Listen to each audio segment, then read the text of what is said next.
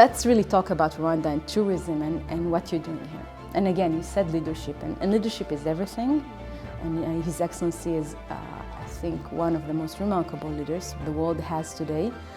But besides leadership, it's what you do with what you have. Agriculture has been, and has to continue to be the first priority. Let's change the topic a bit and talk about Israel.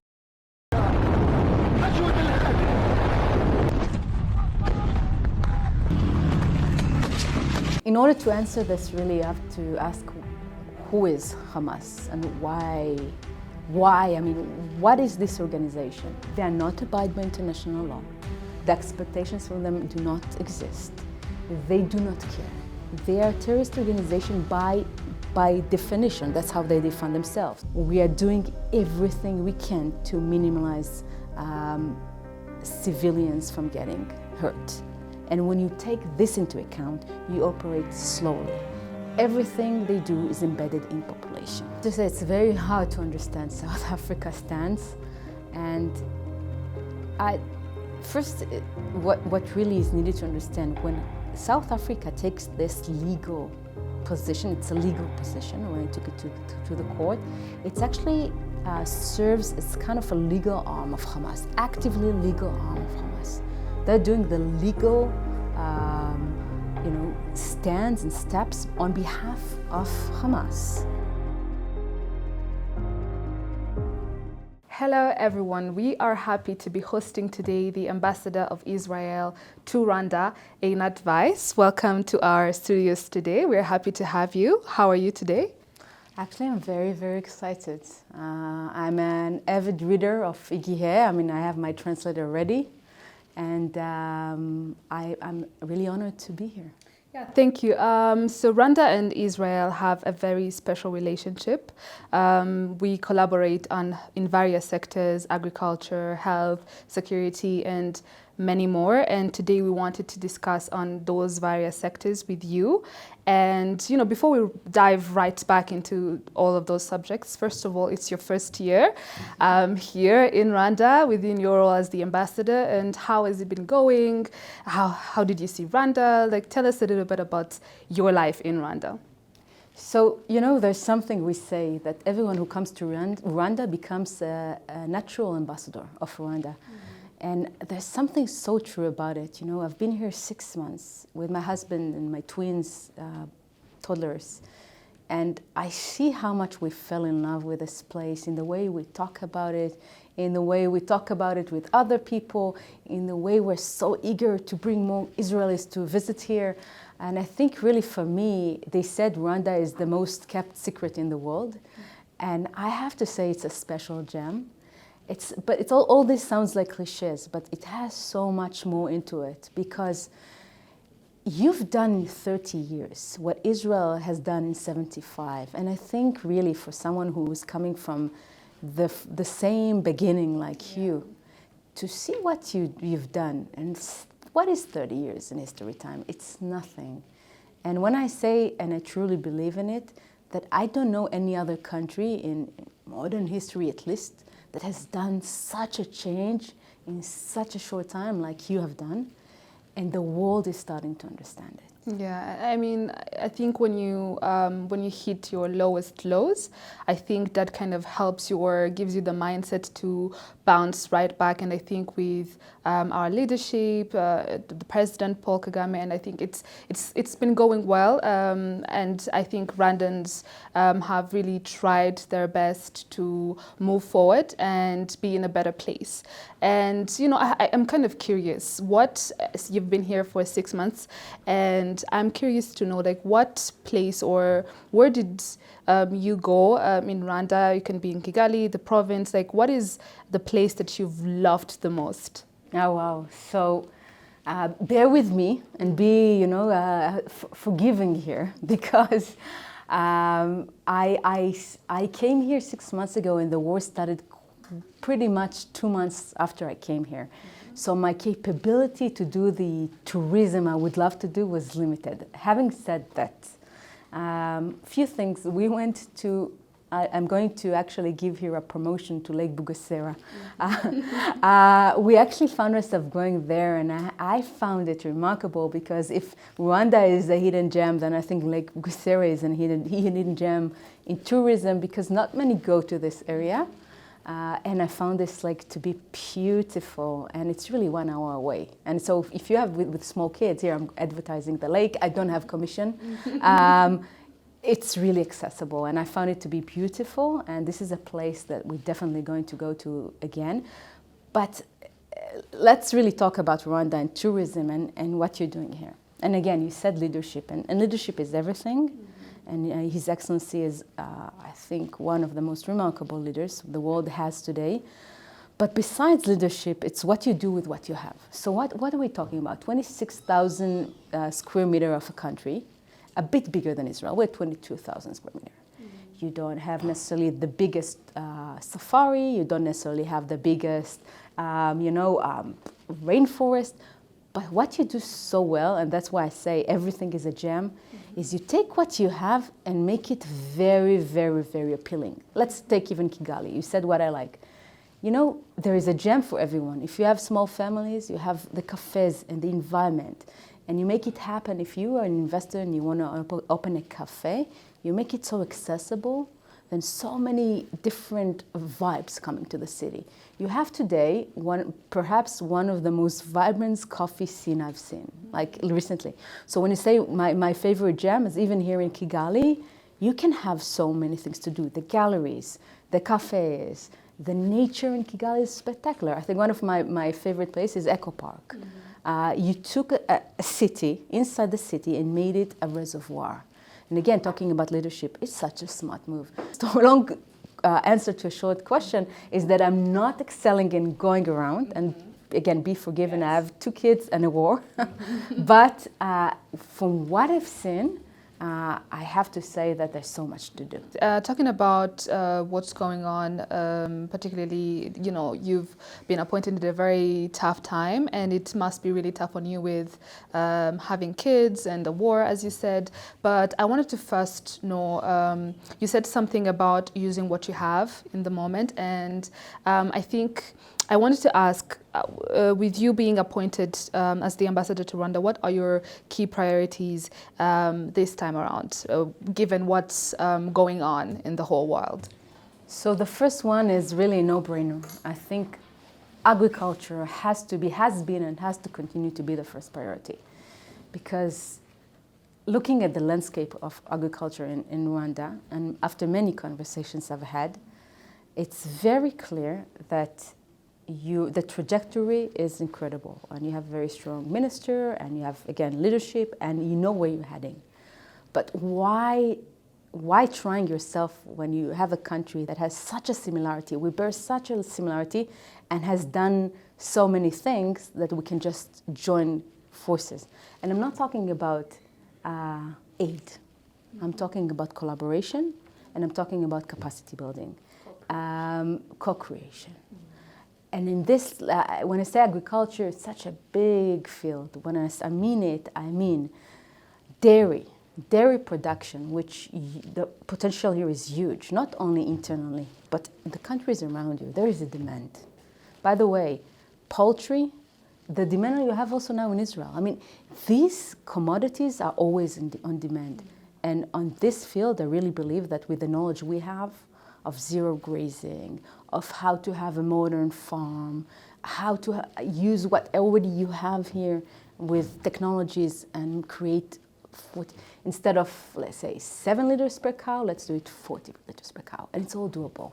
So these things for me are priority, and we are working on it with different stakeholders, and we'll continue. And the second priority is health. I'm amazed, and I keep tweeting about that with what you've done with the health sector here in such a short time, from the health city to the King Faisal capabilities are quite remarkable, but not only. The whole scheme of insurance and so many other fields in health, with definitely partners.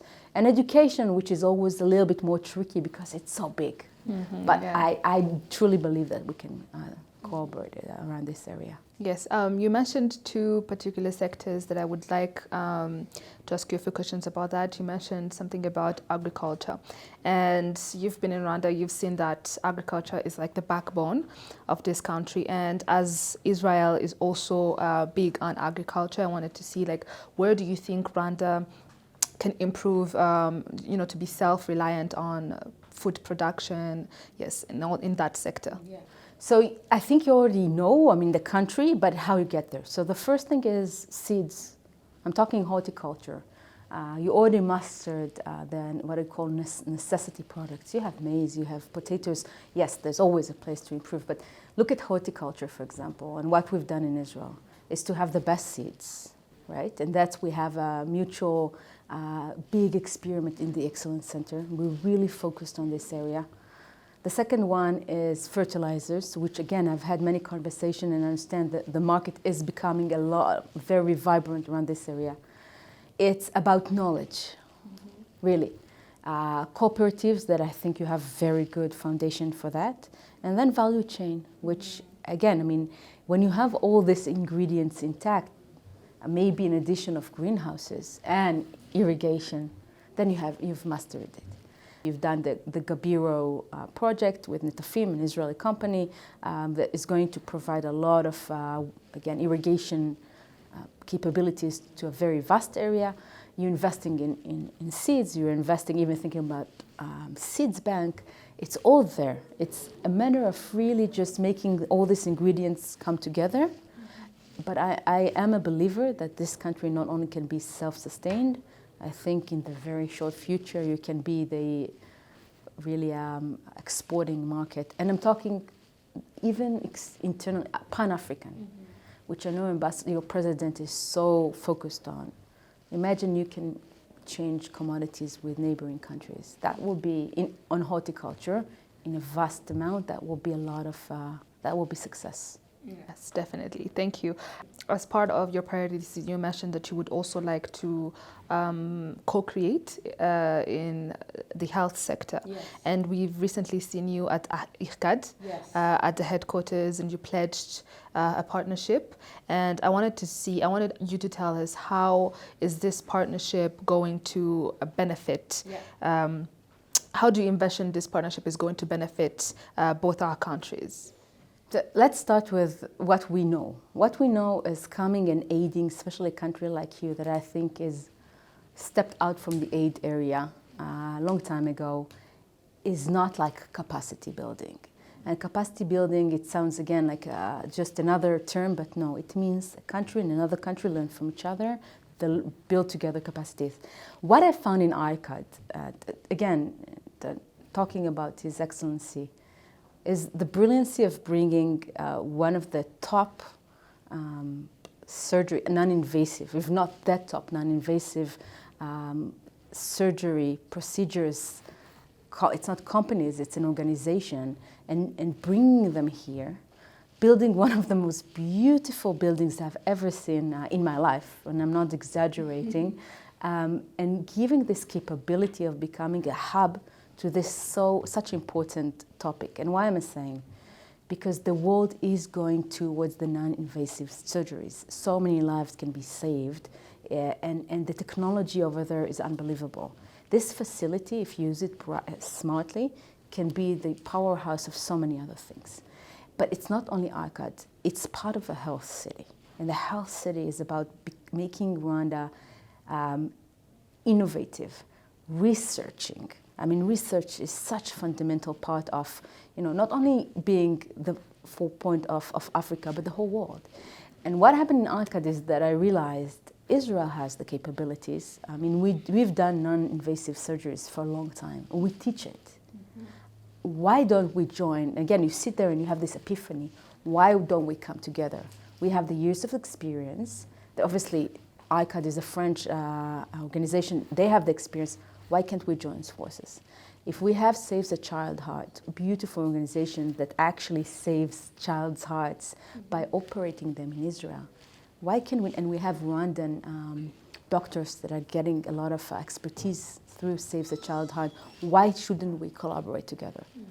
So every time I come from a meeting, that's the best part of being an ambassador. You really feel energized.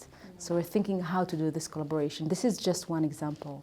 We talked with the minister about emergency capabilities, about really joint research. Imagine even today when we have someone from Israel who resides in an area that is suffered a lot through October 7 and can come here for a few months to do his research here, by that sharing from his knowledge and get, a place to stay in. And we got this invitation from few organizations here and universities. This is what I call joint venture, and I'm a true believer in that. Yeah, I think the co-creation system is really going to help us a lot. It speaks to the other mindset of don't give a man a fish, teach him how to fish, like self-sustenance and all that. And yeah, you talked about Save a Child's Heart, and I wanted to know, is there like any other co-creation partnership that you envision with Rwanda in the health sector?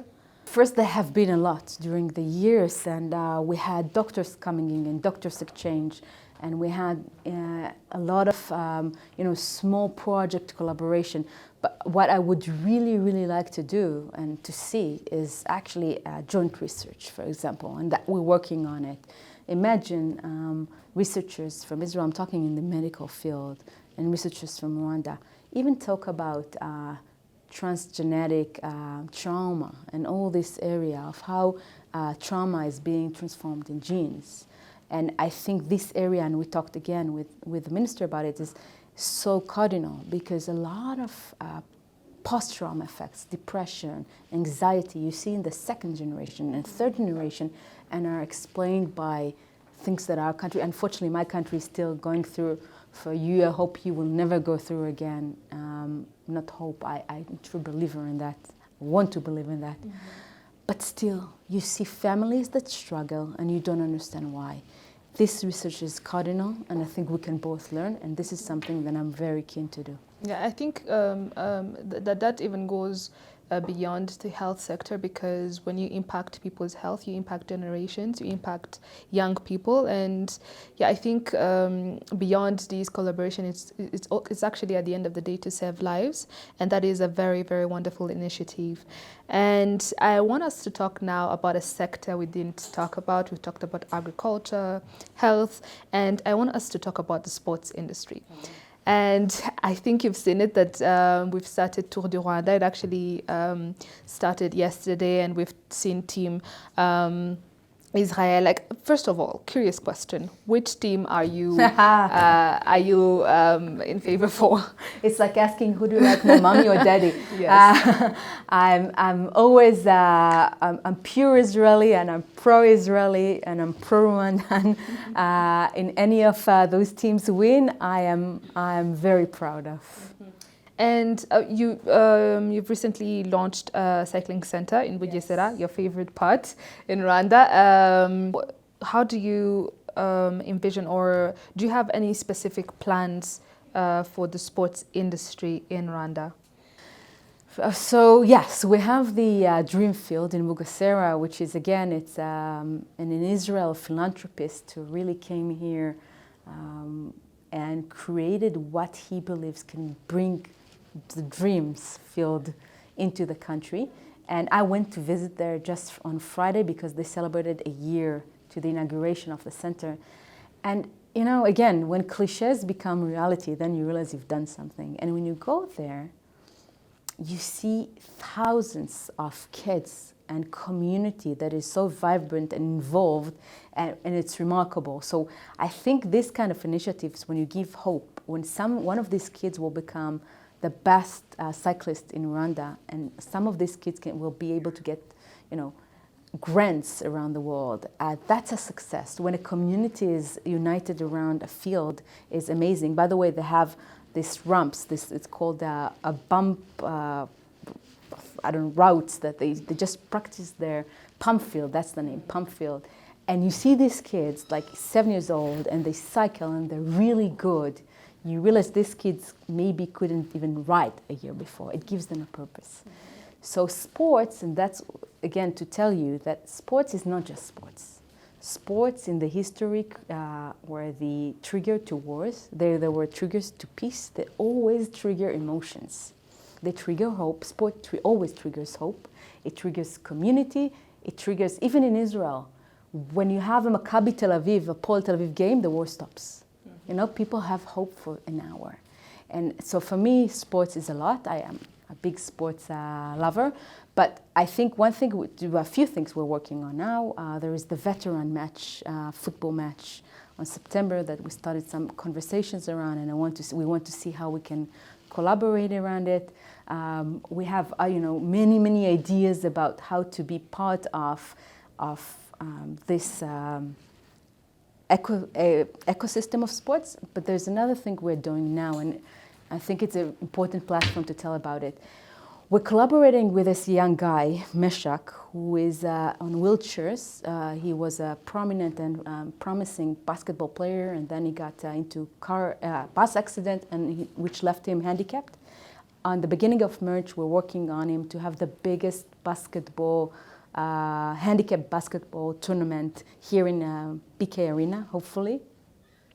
This will give him a huge exposure to handicapped sports, to how to have inclusiveness around sports, and how important sports is to give these guys hope. Yeah. So we work very closely with him, and I hope again to see all of you there, but this game will be a huge success. Yeah, it's a wonderful initiative, especially with the inclusivity part, because at the end of the day, these whole sectors we've been talking about, success really lies on being inclusive and basically having a platform where everybody can co-create and everybody can take part in. And let's change the topic a bit. And I really hope that all these initiatives with Rwanda will bear fruitful impact. Thank you very much. Yes. Let's change the topic a bit and talk about Israel. In the beginning of our conversation, you talked about how, when you first started 6 months ago, it was a very, very tough time for you, because I remember at that time we saw on Twitter a really, really heartwarming picture of you and your husband hugging when he was called to go back to Israel. And I wanted to ask you, how has that felt? How are you feeling right now, and how are you doing? So the war caught us by surprise on October 7. And when I mean caught us, we were tremendously shocked, because the pictures that came out, and today with social media live from this area in the south on the border of Gaza, were so shocking that I remember I called Sam we had this meeting in my home, and what do we do now? What do we actually do now from a little, what can we contribute from here? It was that shocking. And by October 9, my husband bought the ticket back home and went. And it wasn't that he was, forced to go. He was waived. He's a diplomat. He has on a diplomatic mission. But he couldn't be here. I mean, not here. He couldn't stay knowing that his compatriots are fighting and he's not there. And that's the spirits really of Israel. And I think what really saved us in this first couple of months was the amount of the volunteering spirit. So we had tens of thousands of people who left their homes and their trips, wherever they were around the world, came back, took private jets, paid from their pockets, went back to fight. But also, a lot of the fields were left empty. So talking about agriculture, all the tomatoes were left on the trees, and everything was rotting, and then people just stopped their lives and went to volunteer. And that was the spirit that really kept us somehow optimistic, knowing that we will always have that. They didn't take this from us. You probably can even relate to this. Patriotism was it's so big in Israel. So he went, and on one hand, I was like, why are you leaving me here? On the other hand, I really, really understood it, and I was supportive. And he went. He was there over more than a month. They did a very interesting job of really, in this rooms that you don't talk about, and helping to progress the operation in Gaza. And he came back, and for us it's been a shock, but after the shock you have to get out of it. You have to understand that if they win your spirits, if you just stay depressed, they won you over. Mm-hmm. So we went back, and the job is never ending. Mm-hmm. Here it's always, it's Rwanda, it's a beautiful country, and we have such a strong relationship, but there are parts of the world when we have to be in the front line of diplomacy on a daily basis because of misinformation, because of misallegations, because of rise of anti-Semitism, because of violent riots, and because all of this, our jobs as diplomats has become even much more important. Mm. I really sympathize with you. It must have been very difficult knowing that you have small children, staying here while your husband goes to do a very important job as well. Must have been difficult, but again, like you said, you stand tall and you don't let them, get you down. And yes, so it's been 4 months since the attack on Israel by Hamas, and people have kind of been wondering why has it taken so long? That that Israel has aimed to permanently dismantle Hamas. So why is it taking so long? So, in order to answer this, really, you have to ask who is Hamas and why? I mean, what is this organization? I would start by saying that, and again talking about my husband who came back from the war and he wrote an interesting article about that. When you look at the achievements, so you go into you actually continuing progressing towards this goal, I think we've had tremendous achievements. When we went there, we discovered that Hamas had 700 kilometers. Now imagine 700 kilometers in Rwanda terms, 700 kilometers of tunnels. Underground.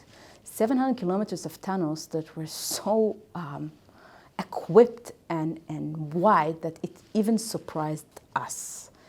So even if we thought about not going inside, because it does pose great threats to soldiers when you go inside tunnels, we realized that there is no other alternative. So you have to understand that sometimes we change modus operandi as we go. We see this 700, this 700 kilometers, let's talk about that.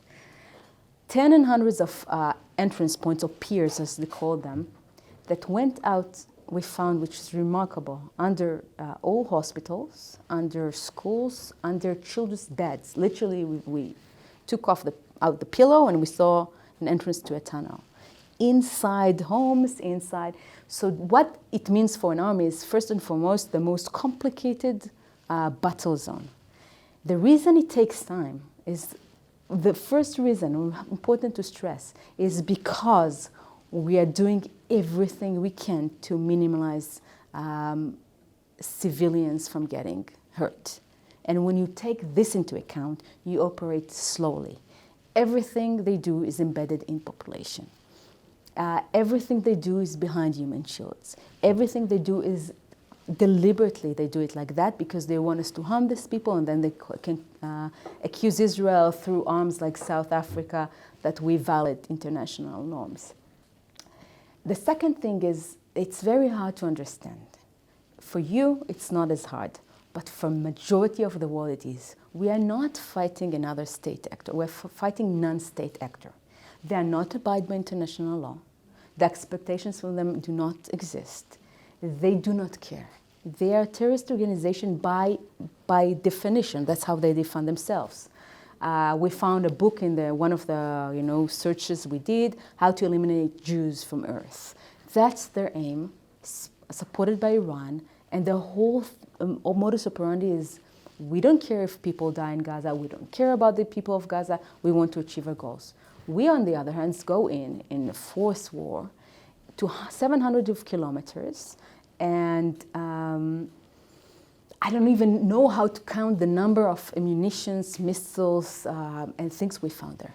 So you have to fight in the most dangerous place where you want to save your soldiers' life, to mitigate as much as possible civilians' life. When you have more than 130 hostages still under these tunnels and you want to protect them, and you want to meet your goals, which are to release the hostages, and the second goal is to demilitarize Hamas and to finally take all the capabilities, our military capabilities. So that's why it takes so long. It's the most hardest terrain to fight in. I do have to say that we managed to, eliminate, somehow either injure, kill, or take hostage more than 50% of terrorists, which is a remarkable number when you think about the number of terrorists they had in 4 months. So it takes time, and we understand it. And you were saying how the battlefield has been very challenging for the IDF, and I wanted to ask, do you perhaps know some of the successes that IDF has managed to get in this period of 4 months? And it's hard to even explain how many. The military, I'm taking October 7 aside. What happened? Why did it happen? What was the intelligence failure? We all need to investigate. But a few things that I have to say. Military capabilities in the operation they are doing it over there are top of the art. Not only in terms of what Israel has technologically, that has proven to be massively successful in reducing number of casualties in the civilian side, but also Israelis. But also such a smart operations. I'll give you an example. Just a week ago, we released 2 hostages in one of the most complicated military operation under fire. We had soldiers going under fire, shoot missiles, ammunition being shot at them. They managed to release 2 hostages from the depth of this maze of tunnels to take them alive to Israel, with not even one soldier getting killed under all this military unbelievable scenario. Not only that, one of the soldiers took off his shoes. This is a remarkable, it's more humanitarian, but just to show you, took off his shoes, gave it to one of the hostages. He walked on all this, glasses, and the amount of surgical thinking that had to go under this operation is unbelievable. So I think when you look at what we're doing, and there are always items coming out of but believe me, almost impossible terrain they operate in, and the success and taking 50% of the terrorists in 4 months, every day almost has a kind of a story like that. Mm. And you talked about freeing hostages. Right now, Hamas has still some of Israeli hostages, around 130. And recently, Israel declined to have any form of discussion with Hamas. Do you think, don't you believe that this decision can further endanger those hostages? More than 130, at least 25 of them we know are dead and being kept hostage by Hamas. There are negotiations. Negotiating with Hamas is like negotiating with a terror organization that doesn't want you to exist. Discussions are going on with the facilitation of Egypt and Qatar, with all the complexity it bears a lot of complexities. Even as we speak, only this weekend there was a summit in Cairo. There are negotiations going on.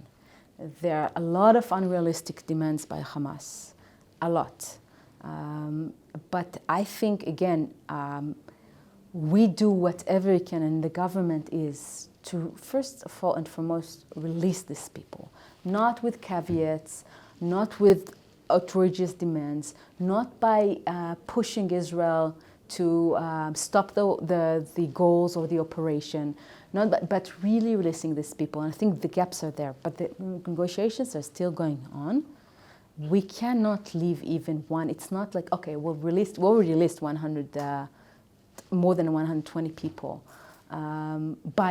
with these negotiations, by the way, very, very ongoing negotiations. But we cannot spare even one of them. So we are committed in releasing any of them. it makes the negotiations very complicated. Speaking about some of the hostages that have been freed, Dr. Shanan has been among the hostages that have been released. And can you tell us about her and who she is and the work that she is doing, and if she plans to continue any of her projects in Rwanda? I think Shanan is a pure example of what happened on October 7. Shanan is a pure philanthropist, but she came from a kibbutz on the border of Israel, one of the most pacifistic, pro-peace, warm-hearted kibbutz in Israel that really thrived for coexistence, and I think 60% of the people of this kibbutz were killed or kidnapped. And I think this is the story of October 7. Shanan is a woman that decided long ago that no kid in the world should be prevented from quality seeds or access to quality seeds. And she realized in many countries, Rwanda one of them, the quality of the seeds is not good enough. And even if the government is committed, she may manage to bring the best companies or the biggest companies in the seeds field to do trials here in Rwanda and see which is the best performing seed. Shoshan's idea, she's the founder of Fair Planet, is to distribute to Rwanda the best seed that was chosen after a long trial on the Rwanda soil. So what she did, this woman, is basically left her job, started these trials in Ethiopia first, huge success, she came here. She was kidnapped just when this project was about to be launched. And I went to see it in the Excellence Center with my own eyes. That's where the experience is taking place. We saw tremendous achievements with seeds that are performing way above the average here.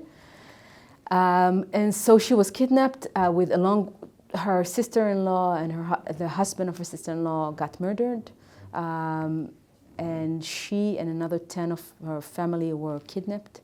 Majority were released in one of the small exchange that we had, but still her son-in-law is being kept hostage. She's committed to the goal of releasing everyone, and she's been around the world really shouting from every roof that the world needs to wake up, but she's still committed to this project. And we still have the project going on here in Rwanda with huge success, and we hope to launch it in the next few months. So when the war first started, the day the war actually began, your country, Israel, asked the world to stand with Israel. Do you think you got the support that you expected? Talking about October 7, the world was shocked, and shocked to the core, because the images that came out were something that the world has not seen, maybe since sometime, maybe even going to here and what happened here, and the images that came out live were unbelievable. So the support, I think the world understood and gave us the support. Israel got a full support in protecting itself. Having said that, as the war goes on and time goes on, and a lot of pressure from certain parts of the world, obviously with that always comes criticism. And bear in mind that in this case, I really think that the question wasn't about supporting Israel and the Palestinians. Israel did not fight, we're not fighting the Palestinians here, we're fighting Hamas. The question really is, do you stand with the moral side of the history, or you're not standing with the moral side of history? And I think really we have seen here in Africa, worldwide, that there is a support for Israel's call for self-defense, that there is a support for Israel wish to release the soldier, that there is a support for Israel operation in trying to militarize Hamas. There you can question many other, a lot of countries brought the question of proportionality, of the length of the war. These are legitimate questions that we can discuss. What we have problem discussing with is countries that are obviously not motivated from what happened in October 7, that they're omitting the facts, that they're skewing reality. These countries, obviously, some of them are even on the verge of anti-Semitic, some of them have different interests, some of them are looking into other elements of reality. But by and large, I think Israel still has big support for the call for self-defense. So you were talking about certain countries that weren't giving you or Israel the support that you expected or needed. And some are African countries. We've seen many, even on social media, many African comments about them being pro-Palestine. Mm-hmm. And they were being pro-Palestine than pro-Israel, and what do you think that is? Why do you think many people were on Palestine's side than Israel's? I want to start by saying that the humanity, we tend to see it black and white. It's not a soccer field. It's not a soccer game. It's not Israel war against Palestine. Really important to say. It's Israel war against Hamas. We're not fighting Palestine here. Palestinian Authority has not been in control of Gaza for more than 15 years. You have, and again, I wish I had a map. You have a strip on the western southern side of Israel that was controlled for over 15 years after a coup by Hamas. Hamas is not a liberation organization, is not Palestinian per se organization, it's a terror organization. When the world is looking at the situation and talking about Israel-Palestinian conflict, this is not what we're talking. This is a different ballgame. The question is, I think in this case, shouldn't be Israel-Palestinian. Of course it should be asked. I mean, the future, where do we see it? But this specific thing is what a country should do when it's being attacked by a terror organization. What the world should do to prevent this to coming to its front line, and I think what the world is not understanding. If you support Hamas, you're giving, and I keep saying it, but I'm really big believer in that, you're giving terror the highway to continue and expand. Because these guys, Iran, Hamas, Hezbollah, by the way, is nothing to do with Palestinian. It's in Lebanon, and it's an organization that right now has a really threatening prospects of war with Israel.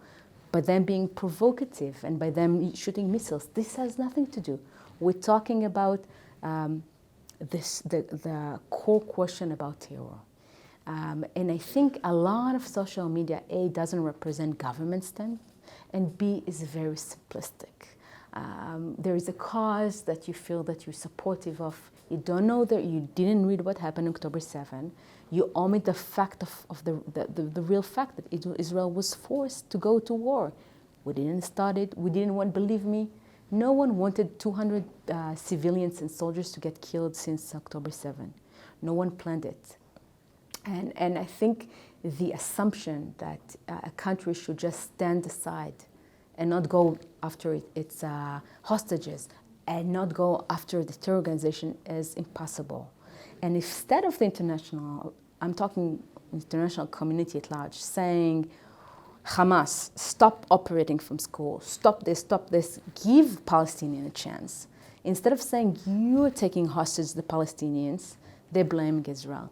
So I think there is something very skewed in the way countries think. Having said that, as I said, I do think that by and large the African continent is with Israel. We saw it in the African Union now. We had many friends that came out and spoke favorable of Israel. We have Rwanda, obviously, and it's an opportunity to thank the government and the president for its ongoing support. And we have other countries that have shown, not necessarily out and loud, maybe we would like to see them doing that more, but they have been very supportive of Israel in this general international fora.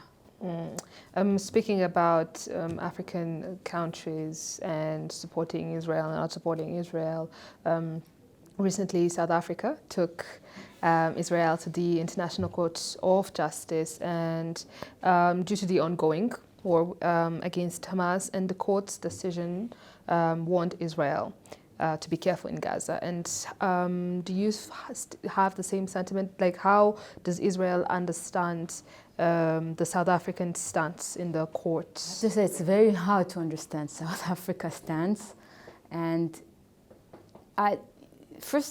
what really is needed to understand, when South Africa takes this legal position, it's a legal position when it took it to the court, it's actually serves as kind of a legal arm of Hamas, actively legal arm of Hamas.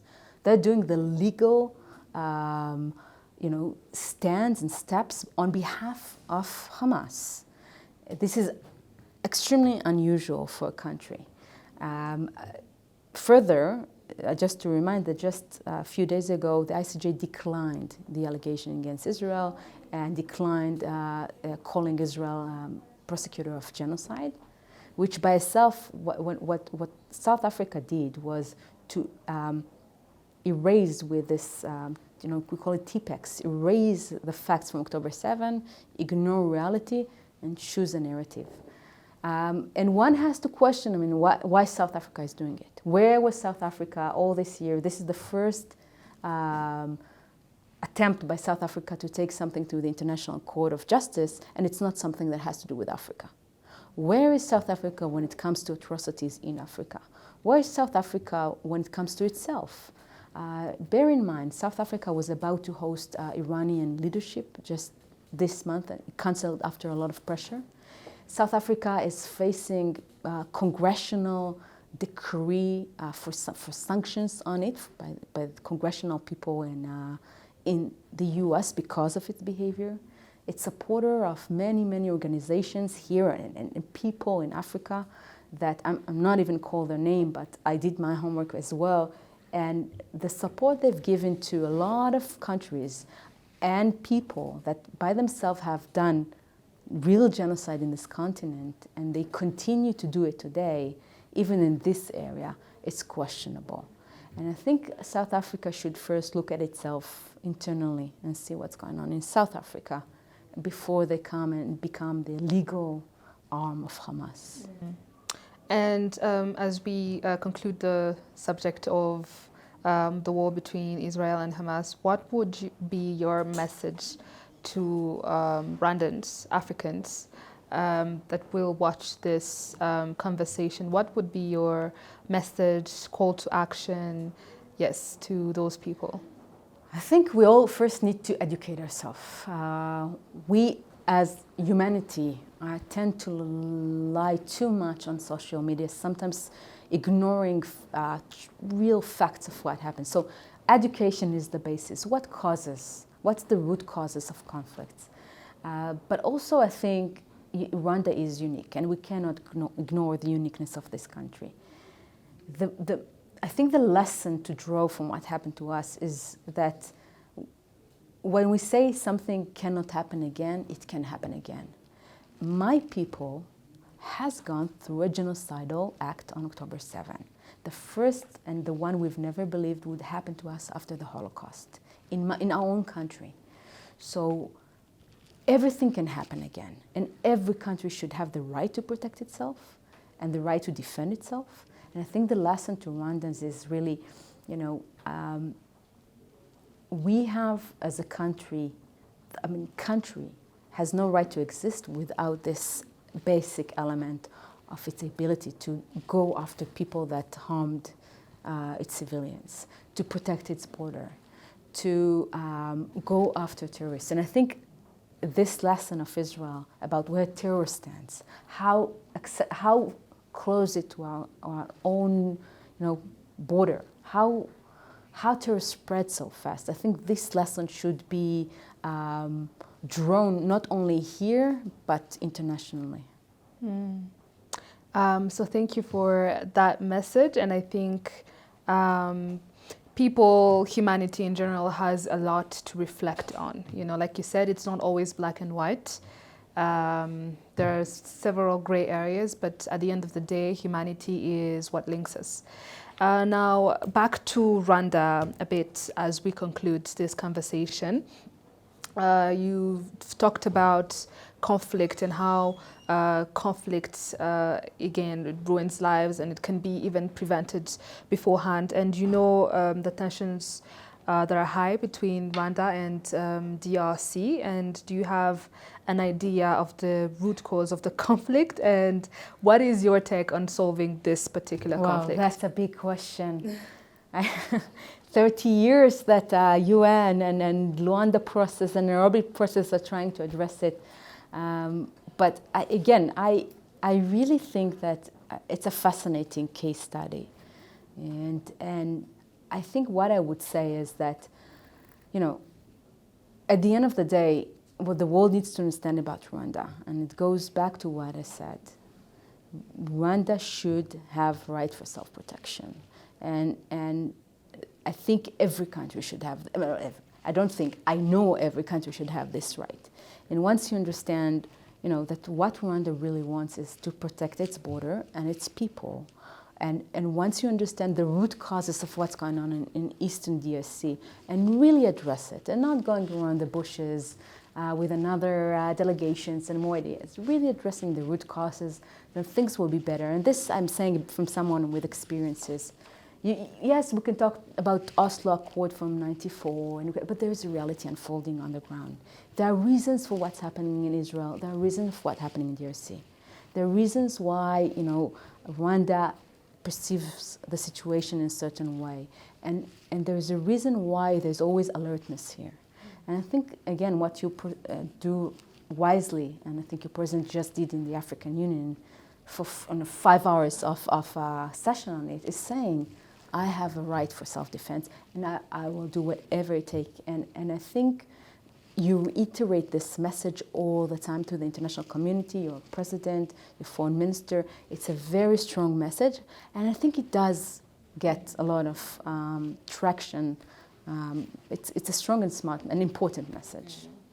Again, humanity is what links us all. Thank you, Ambassador, for giving us your time. Thank you for this conversation, and I really hope that peace will, you know, finally be in your country. And yeah, thank you for your time. Thank you for your time. I appreciate that.